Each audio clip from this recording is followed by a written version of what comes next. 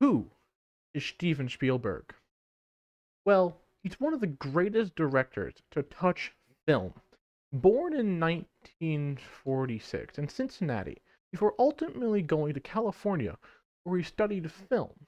After directing several episodes of television, including Night Gallery and Columbo, the Detective, then he finally directed the film Duel in 1971, which were approved all by Barry Diller.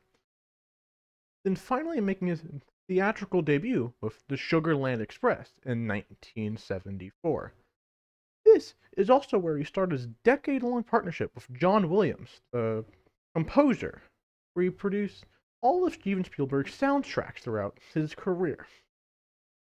He would also help with the making of the soundtrack of Jaws. Then, bluntly, 1975 happened, where Spielberg is tasked with making a shark film. That seems simple enough, but eventually breaks records and still holds up to classics of the horror genre. Now, why were his films so impactful to the genre that he films in? Spielberg movies are iconic for a number of reasons, and the most notorious ones being the visual aspects, his style, the techniques he uses to bring his films to life. For example, if you've watched a Steven Spielberg film, you have seen his close ups, long takes, deep focus, eye level shots, pacing, blocking, lighting, framing, all in order to bring the films to life and put audience into the movie, where they feel like they're actually in those situations. Now, this wasn't necessarily new back then, but Spielberg brought it to another level of on how he can capture the childlike wonder in all of his films. In all, Spielberg upped the bar massively to what it means to be a modern day director of film. We talked about why exactly they're impactful and what they did for the genre. But why were they so great?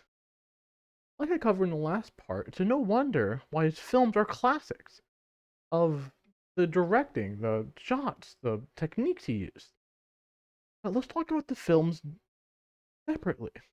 Like in Jaws, that gave many brand new fears of the water and sharks. But what makes this 90s movie so fear inducing? Well, it's the environment. The fact that they're stranded on this boat in the middle of the ocean with no land even in sight. And what makes it even worse is that eventually in the movie, the captain, Robert Shaw, playing Captain Quint, he's this hardened veteran of the shark hunting scene. But when Roy Schneider's character, Marty Bordy, goes to call for Coast Guard and for help, he breaks the phone, leaving them even more isolated than before. But that's not all, because the sheer number of shots of the shark are so low that every time the shark appears, it matters and it's impactful every time, making bigger and even more tense situations. Because at first it's just a normal shark, then it comes back again and again and again, always bringing chaos to it. Because just the lack of shots, including the shark, builds that tension to where when you see it, you know it's going to be bad. But Jaws isn't Spielberg's only film like this. Jurassic Park has the same kind of isolation I talked about before. They're on this remote island, all the power of the island going out, leaving them stranded with no help. Until they have to fix the phone lines. They get the helicopter, but that comes later. Another thing about Jurassic Park is just the CGI. For its time, it's barely been touched. Spielberg knew and it wasn't going to be perfect. Therefore, he did all he could to fight it. Think about the most iconic scene in Jurassic Park. The T-Rex coming out of the cage and threatening all of our cast. That shot was rainy, misty, dark, where you couldn't see the imperfections that were in the CGI. That's not a coincidence because later in the forest shots, you see the same thing.